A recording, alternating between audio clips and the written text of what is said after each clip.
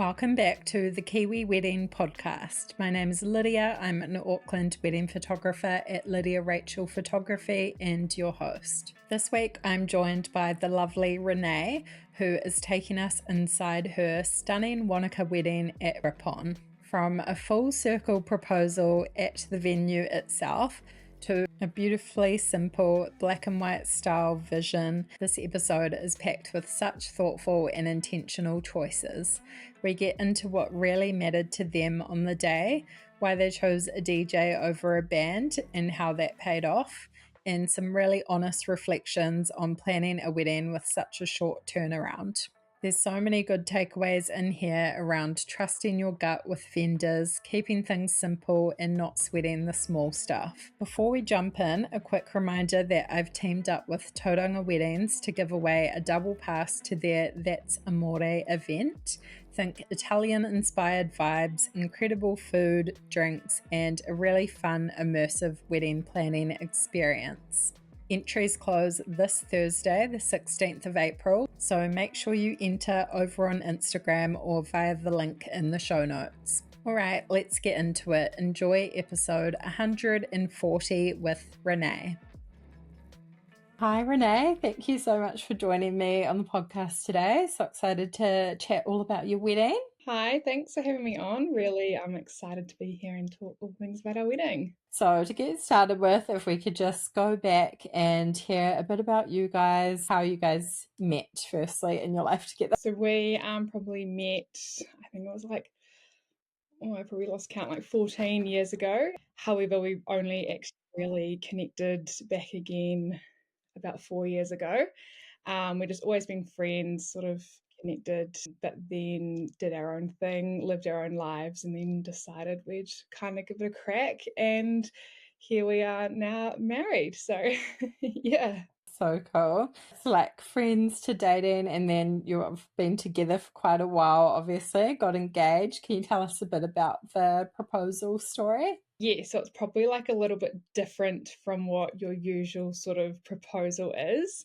We'd sort of obviously talked about marriage, and I hadn't really put a bit of pressure on, but I was sort of we're a bit older. What's the point in waiting? So we'd actually picked my ring and knew it was sort of going to happen. And then I was like, oh, let's just look into a few sort of wedding venues, see what we want to. And then, yeah, we'd actually inquired about Rippon. So we booked a time to go and visit it on a Sunday afternoon or Sunday, midday. So we drove down for the day, and then as we were looking at it, we sort of turned up to the place, and we're standing at the top of the hill on a beautiful bluebird day.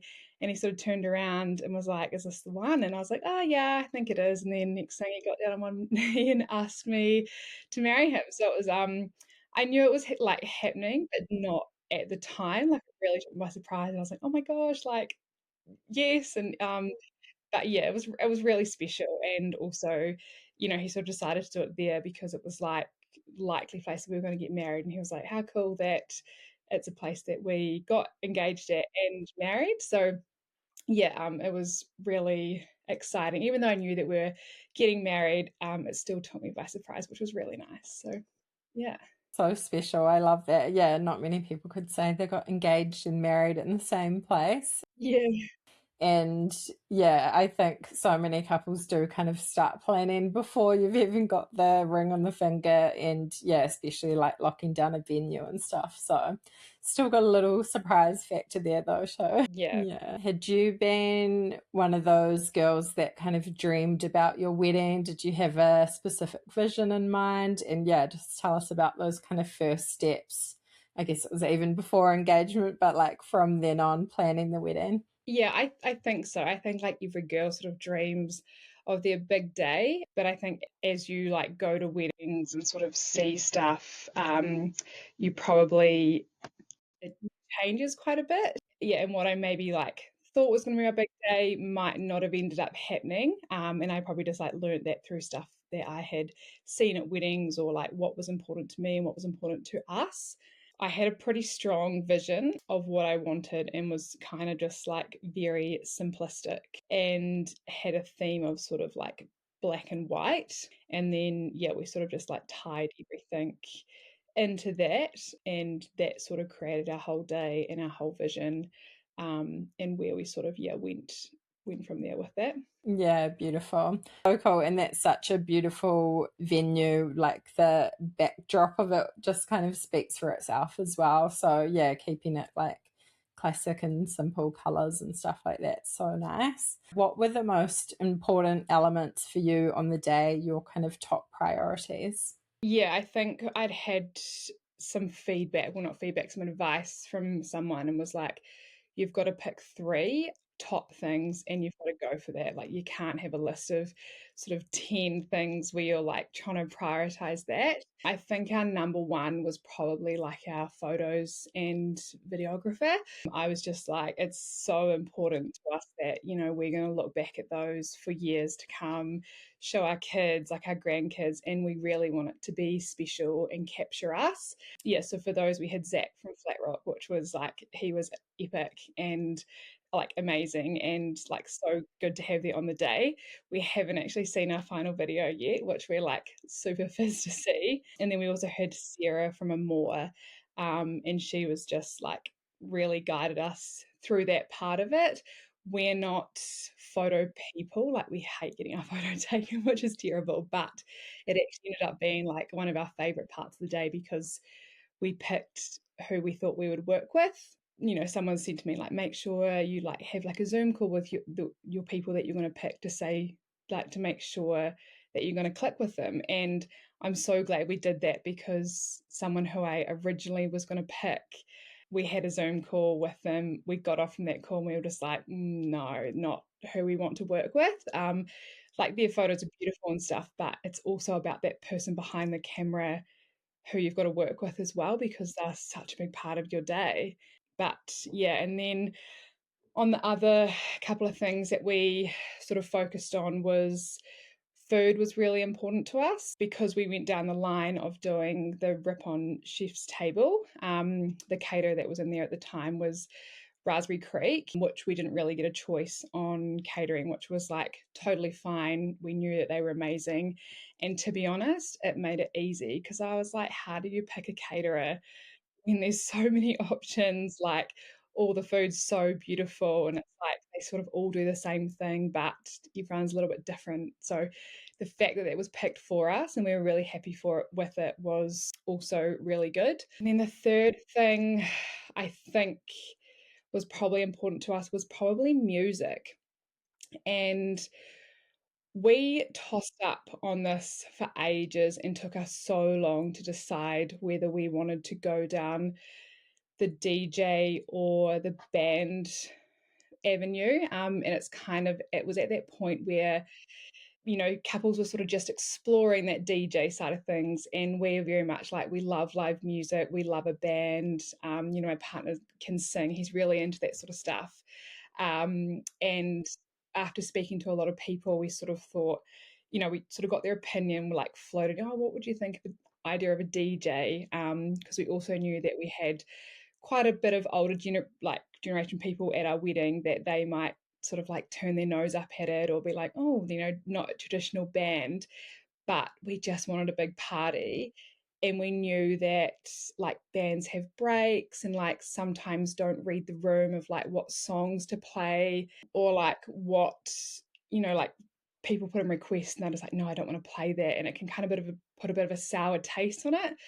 Whereas with a DJ, like, they can do whatever. They read the room, they can, do whatever they want. So we ended up settling on a DJ, which I was like a little bit nervous about, but I was like, well, I can't look back now. But it was probably one of the better decisions to do, and for us. And because we were sort of on the dance floor at 8:30, which is probably a little bit earlier, we just knew that it was just going to be music that whole time.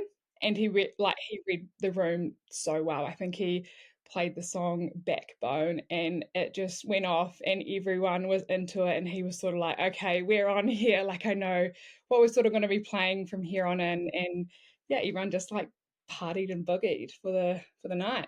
So good. Love that. So interesting to hear that thought process behind it as well. Obviously, like both can be great, but yeah, definitely having someone that like reads the room and yeah, sets that party vibe that you want. So good.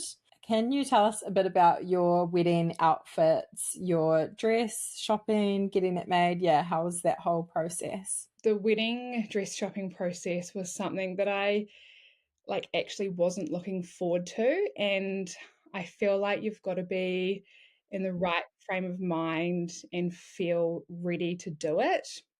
And I almost felt the pressure, and I think with us also is because we got engaged in February and married in September. It was like a really short turnaround, so I didn't have time to muck around, and I kind of like pushed it to the absolute limits.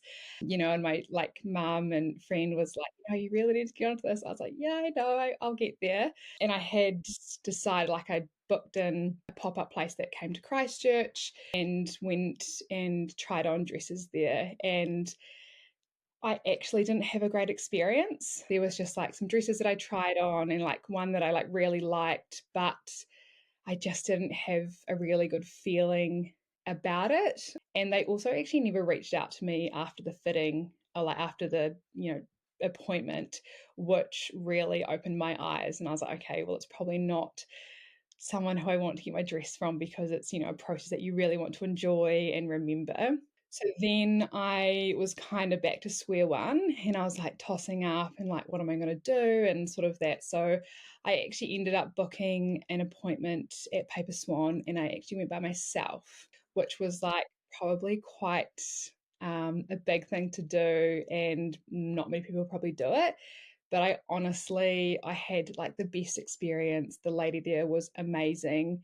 And the one thing that I also liked about it is there was no one else's opinion either, because you can get persuaded by what other people think.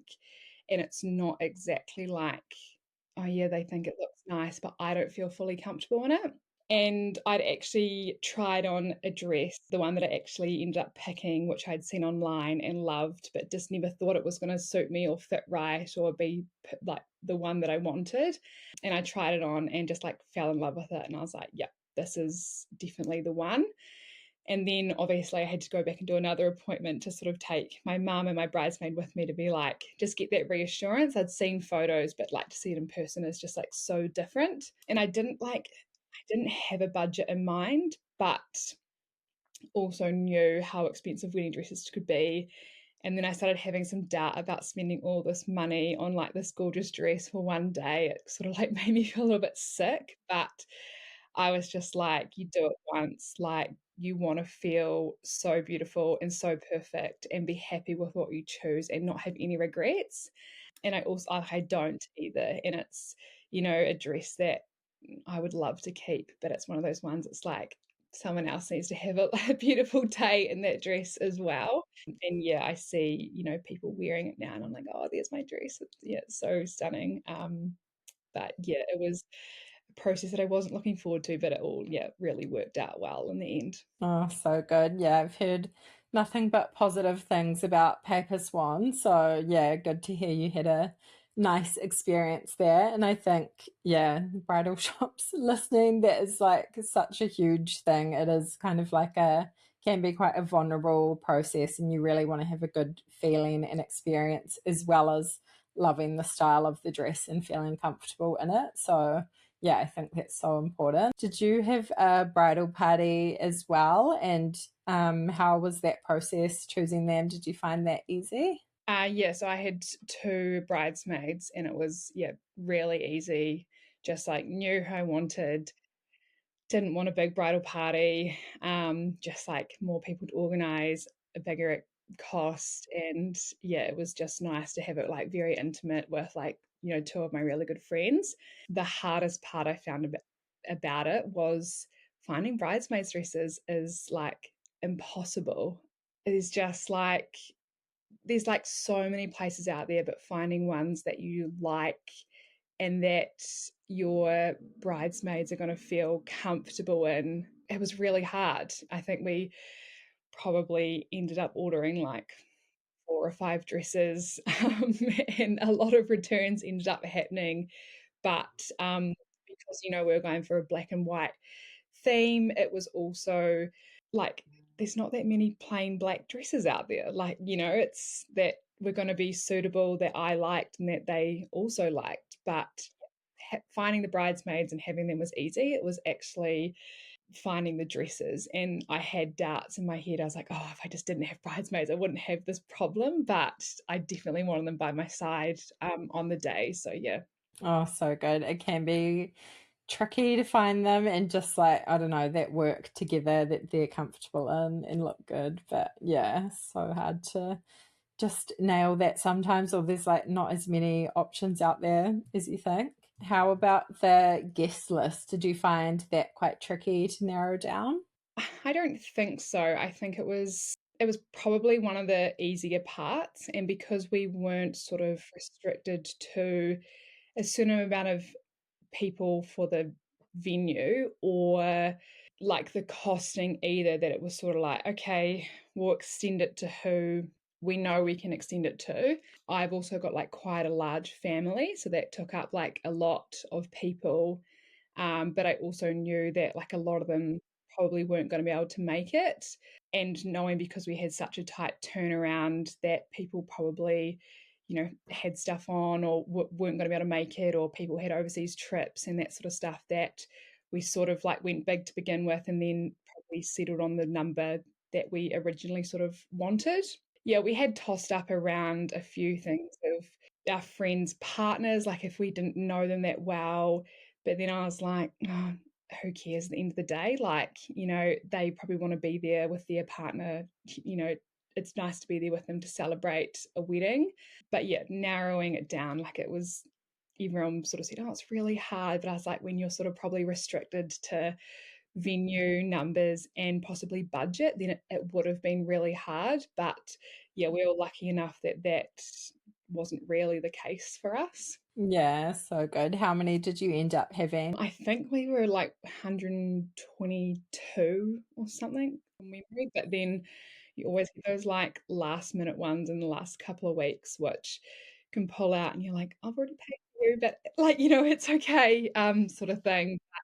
Yeah, it just like fluctuates like quite a lot. Yeah, it is quite hard to get that final number of what it ends up being. Yeah, for sure. I know you think, I don't know, people can be so flaky with like plans, or if you are planning even like a birthday party or something, but you think they're going to be onto it with their RSVP for a wedding. That's like the one thing. But yeah, there's always a couple last minute bails. Can you walk us through the day, how it all went, any highlights, favorite moments? Yeah. I'll try and go through as much as I can remember, even though it was only like 6 months ago. But yeah, we got probably one of the most beautiful days I have ever seen in Wanaka. A couple of days before, there was like 30 mils of rain and it was quite cold. And I was just like, oh my God, it's going to be a disaster. However, we did pick Rippon because it had that inside option. And being September, it was very much like we needed to find a venue that was going to be able to cater for both, hot and sort of cold.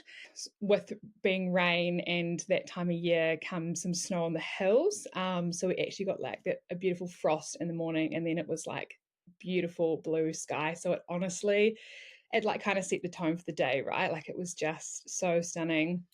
We had hair and makeup in the morning, and I had my family there, and I also had my husband's mum and two sisters come and get their hair and makeup done, which was really special because like I'm really close with them, and it was nice to have them there in that part of the morning as well. And it went really smoothly. Like, you hear of stuff sort of saying, oh, like, everyone's rushing to put their dress on and like running out the door. And I was like, well, I think I had my dress on like an hour before, just because I was, had it sort of so planned out. Arriving to the venue 5 minutes before, I was meant to, like everything was sort of went to plan, which was really good. And then, yeah, sort of had a beautiful outdoor ceremony. Like not even like a breath of wind, no clouds in the sky, which I like still can't get over to this day. Yeah, so another favorite part or like special part was our celebrant Caitlin was actually my husband's sister. So it was really nice to have her up there with us. It's also really special to know someone that does it as well. She's got like the experience that behind it, and she also sort of run the day for us as well because she's done so many weddings. And I know like a lot of people are like getting their friends to do like their weddings and stuff now, but I love that, she had a special connection to us. She's now my sister-in-law. And yeah, she has done weddings, so knows how to officiate things and, helped with that photo wrangling. She was the person that sort of talked to the caterers and talked to the people that organized it, and without me having to be that person or one of my bridesmaids, which was like amazing as well. So if you are in need of a celebrant, definitely reach out to Caitlin. Yeah, she was incredible, and it was really nice to have her there with us as well. Oh, so cool. Yeah, I've heard that she's amazing from a few brides that have used her, and yeah, like listened to her podcast and stuff over the years in the past as well. So yeah, so cool to have that and the family connection as well. And it's quite a special part of the day. So someone that knows you so well really helps too. But yeah, so good. Then we had like our cocktail hour. We did go away and get photos during this time, and a lot of people had said to us like, spend some time with your guests. But I was like, it's kind of impossible to spend time with your guests and then, go and do that photo because it takes so long. And that part of the reason why I wanted a small bridal party was that photo process is then a lot quicker.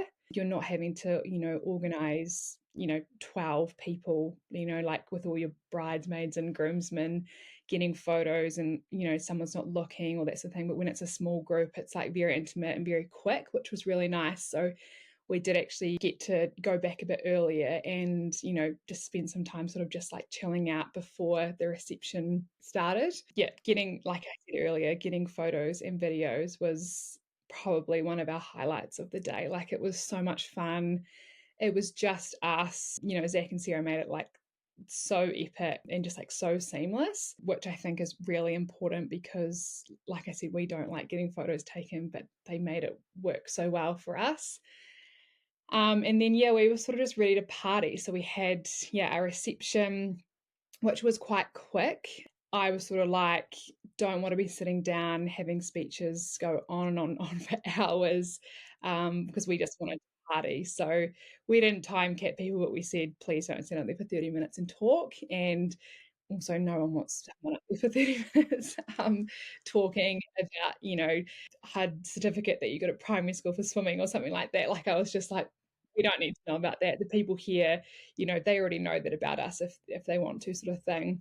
But and then I sort of said early on, like in the planning process, I was like, right, first dance is going to be 8:30. And everyone was like, no, it'll be like 9 o'clock, 9:30, you'll go behind. And everything just ran so smoothly that I think 8:27 we did our first dance, which was amazing. But it also goes to like show the people like behind the scenes running the day as well. Like I didn't have a wedding planner, I didn't have a coordinator. It was just like me and my husband planning it up until the day, and then you sort of hand it over to like the Raspberry Creek team and like Rippon and that, and they just ran it all from there. And we were like blown away by how well they do everything. But I guess it's like their job, right? It's how they do it, how they just know how it works. And once they know your vision, they can sort of bring it to life. They do all the setup, the pack down, and it's incredible. So good. Sounds like such an epic day. And then just partied the night away from then. The once the sort of music started, it didn't really stop. I feel like it did go quite quickly though, but everyone sort of says it does. Flashes by. So good. Yeah. Any other highlights you wanted to mention there? I feel like the whole day is just like such a highlight.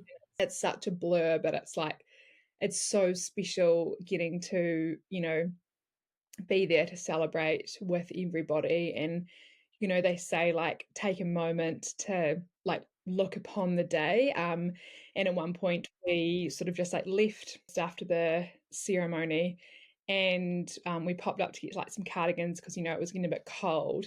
and we were sort of standing at the top of the hill and just looked down on all our guests, and it was just, like, amazing. I was like, "I can't believe this day is, like, finally, it's happened, it's here, it's all sort of come together." It's really nice to sort of just be able to reflect and, yeah, see everybody. Another highlight that I also am so sort of glad I did and worked out is we cut our cake straight after the ceremony, which is sort of something that it is not common to do and is not like, yeah, I was like, I just want to do it. Then you sort of, you get married, you cut your cake, and then you can sort of enjoy it during that canapé hour.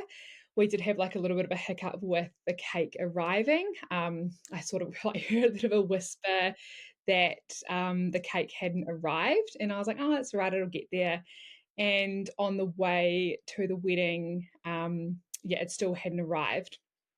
And so I called the cake person as we were driving there, and I was like, "Oh, I'm just waiting for a cake to arrive." And she's like, "Yep, she's on her way." And I was like, "Oh, perfect." And I'm so glad it ended up working out because we sort of got married, walked back down the aisle. Everyone sort of stayed in their seats. We walked around and like cut our cake and saw it all there.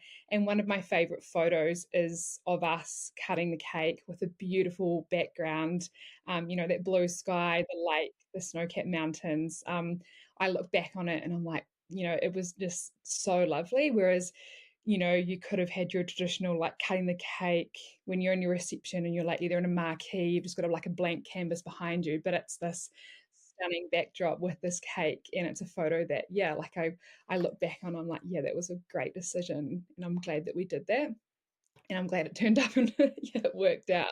So good. I love that. I think it's like the perfect time to do it actually, because often when you do it at night and maybe it's like part of your dessert, no one eats it because they're so full and it just gets left on the tables and yeah, it's not as enjoyed as much. So yeah, I love that you did it that way. Yeah, and it's nice to be able to like actually, yeah, eat it when people like want it as well. What did you find the hardest part about wedding planning? Is there anything you look back on and regret or would have done a little differently? Yeah, I don't say I would have any regrets, but I didn't enjoy the process as much as I probably thought I would.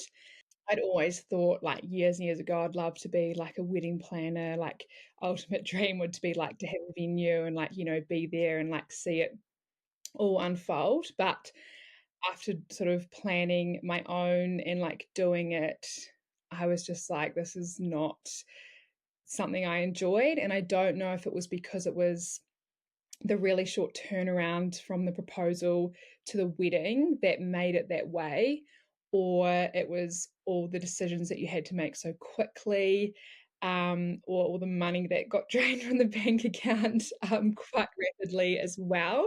Like, if I had one piece of advice, create a separate email address would be my one piece for the wedding planning, because you have so many people that you reach out to. Like, if you don't have a wedding planner or a coordinator, it's you that gets these emails come back into you that, with all your other daily emails that come through, and a lot gets lost. And, an email comes in and then you reply, and then you might not hear back from a week later, and you're like frantically like, have I done this? Have I not done that? And it's a lot. I found it a lot like working full time as well. So you sort of like get to your weekends, you're like, relax, and it's like, no, I've got to do this for the wedding, I've got to do that. But it, like, yeah, it was all worth it. And I think partly because we had such a quick turnaround was the reason behind that as well. And that's the decision that we made. But yeah, I wouldn't probably do it any other way. Yeah, we were all about, what's the point in waiting? Go and get it, just get it done. Yeah, it's definitely a lot more work than you think. And yeah, especially doing it all yourself, having that kind of tight turnaround, which can be a good thing as well, though, because it makes you a bit more decisive. You're not going back and doubting your decisions. You just have to make it because it's coming up soon. So yeah, it can be a good way to do it. And yeah, like, why wait in some ways? It can be a relief to have it over with as well because it is so much work. Yeah, on top of full-time job and all your other commitments as well. So yeah, I think a lot of brides will resonate with that. Did you guys have a set wedding budget, if you're happy to talk about what that was or how you found that whole side of things? Yeah, so it was definitely a topic that sort of got talked about a lot at the start. It really sort of opened our eyes about sort of how much things cost. And, it was just like the cost of a chair to like hire and that sort of stuff. And when we sort of added up, it was just like, wow, this is, going to be really expensive. And we sort of, had some conversations around, you know, are we going to do this and like spend this money? And I wouldn't say like, my husband got cold feet, but he was just like, wow, it's, it is going to be a lot of money. And I sort of said, like, you do it once, like, you do it right. And I don't want to be planning a wedding and be like, no, we can't do that because this is, our budget. And because, again, of like our tight turnaround, we didn't have all that time to save. So we sort of had to, work out what we were going to do. And the budget sort of just went out the window at the end, as it always sort of does. We also ended up buying a house halfway through wedding planning, which kind of didn't put a spanner in the works, but we'd sort of worked out, with our incomes and what we could sort of do. And then when we bought a house, that sort of changed things because the mortgage got a bit bigger, but it wasn't like it was stressful, but it wasn't stressful. But we look back now and it was all worth it. And we wouldn't have changed anything, but it was really eye-opening as to how expensive everything was. Like it's pretty crazy. But we also did have the benefit of being in that off-peak sort of season that things were a little bit cheaper and it wasn't your typical sort of Rippon wedding during the summer because they did the chef's table during those winter months that we sort of took advantage of, and we knew we didn't want to get married in summer, so we were like, this is like the perfect thing, sort of like it was meant to be. So that definitely saved us. Had we had maybe done a summer wedding, we probably would have thought twice just because things are a lot more expensive in the summer because that's when peak wedding season is. Yeah, totally. And if I remember correctly, Rippon is like a dry hire, so you have to bring everything in, tables, chairs. That's right. Yeah, it is. However, in the winter, because they have the Raspberry Creek that go in there and do their chef's table, they've got the cutlery, they've got the plates, they've got the Great. napkins, so you don't actually have to. If you want to change some of it for your vision or your look, which we did, then you have to, yeah, that's a cost to you. But yeah, not having to get cutlery and plates and napkins and sort out lighting like that was really helpful because they have so many weddings that over that winter time that they sort of put some lighting in and they sort of ask all the brides if they're happy with that, and then they sort of split that cost out, which is incredible. Yeah, for anyone that's thinking about doing a winter wedding, like, yeah, I probably wouldn't do it any other way. My husband didn't want to get married in summer because he's like, I can't think of anything worse than standing there like sweating in a suit, which was fair enough. And you look at the summer that we've just had, and you can get a rainy day in the middle of January, whereas like if you're sort of in the winter, it's going to be cold, it's a chance that it is going to rain. So you sort of plan to that accordingly. I sort of got advice like not to worry about the weather, and it never once crossed my mind. Like, you've sort of got to be like, hey, it's pouring with rain. You've got to think about logistics of getting to and from places and photos and stuff like that. But I'm like, I don't really care if it rains. Like, you can't change the weather, so there's no point in stressing about something that change. Yeah, absolutely. Yeah, that's very rare for a bride to not be worrying about the weather. It's so hard to do, but I think you're right. You've just got to imagine your day in any type of weather and still be happy with it. Have a backup plan always. It can yeah, any time of year in New Zealand, you just don't know what you're going to get. So, yeah, but no, so interesting to hear about that kind of like, yeah, spring off season. And yeah, did you have like a budget spreadsheet you were using, or you just kind of like stopped tracking it at some point? I did use a budget like spreadsheet thing to start off with, and then it was sort of just like stressing me out. It was putting stuff in, and people have different sort of when they want payments and stuff. So yeah, I just sort of like trusted my gut, had our suppliers of like who we were sort of using, and then just made sure I was like in touch with them and had all the payments sort of done. But if I was to put a figure on what it was in total, I don't even know if I have finally actually added everything up and what it was, and I probably don't know if I ever will. So I'll probably collapse at the cost of it, but we loved our day and don't regret anything. So it was, yeah, all worth the money that was spent. And did you go on honeymoon straight away? Did you just hang out in Wanaka for a bit? Or yeah, what did planning that look like? Yeah, so we didn't go on a honeymoon. And my sort of reasoning behind it was I didn't want to plan it at the time of planning a wedding because I was like, that is just so hectic and don't want to do that. I was also like, you've just had this beautiful, amazing day. Like, I don't need to go on a honeymoon to sort of top that day or make myself like want a holiday because you should go on a honeymoon. So we just spent some time in Wanaka afterwards. We love it there. We spent a bit of time there. It's where our sort of relationship really sort of formed and blossomed. So yeah, we didn't go on a honeymoon. We are going on like a family holiday in May over to Noosa. So we're sort of saying that as our a bit of our honeymoon.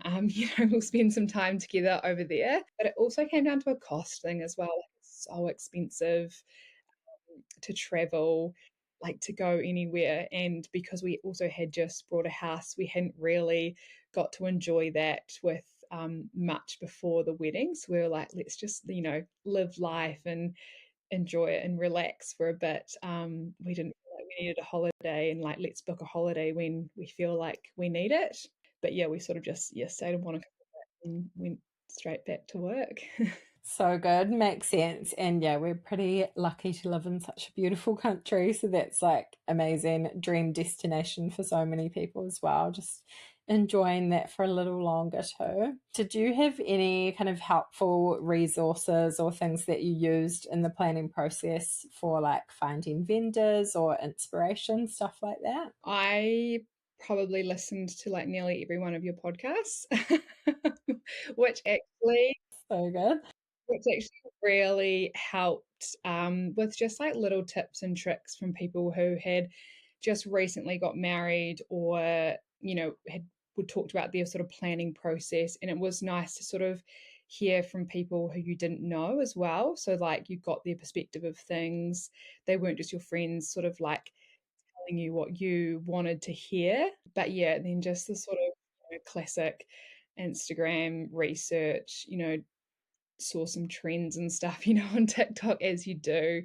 Yeah, no like specific stuff. It was just sort of what I saw and what I liked, and also from that, like what I didn't like as well from seeing stuff. But yeah. You've given a lot of advice already, but is there anything else you would say to a couple planning their wedding at the moment? Oh yeah, apart from what I've already said, like yeah, one other bit that I probably would like really strongly to take on board is a friend said to me, like on your actual wedding day, if something doesn't go to plan, like don't stress about it because your guests actually don't know what you've planned. So if it doesn't go to plan, then they don't know. It's only probably like your closest, your family and like your bridal party that know what you've planned. So, for example, like if our cake didn't turn up, our guests didn't know that we were going to cut the cake then. So it wasn't going to be the end of the world. Like everyone else around me was probably stressing and I was kind of like, no, it doesn't matter, like that sort of thing. Or when you get to your reception and someone speaks over time and it like really mucks things up, like your guests don't know that, so like it's more of just a just enjoy it, don't stress over it. I was probably one of the most relaxed brides, and that there is. I don't really get stressed about much, and like not much really phases me. And some would say that's probably a bad thing in wedding planning process.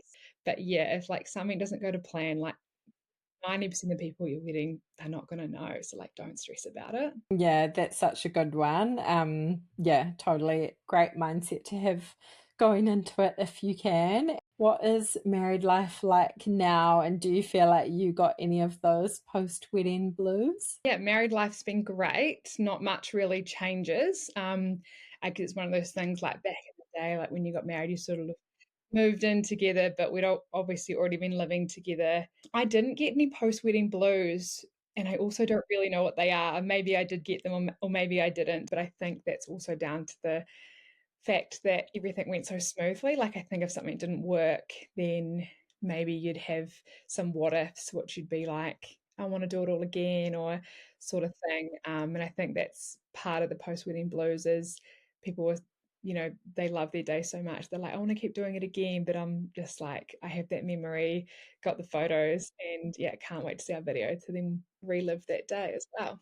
Oh, so good. Yeah, sounds like such an amazing day overall. Your photos that I've seen are stunning. So, yeah, lots of good memories. So, thanks for sharing it with us.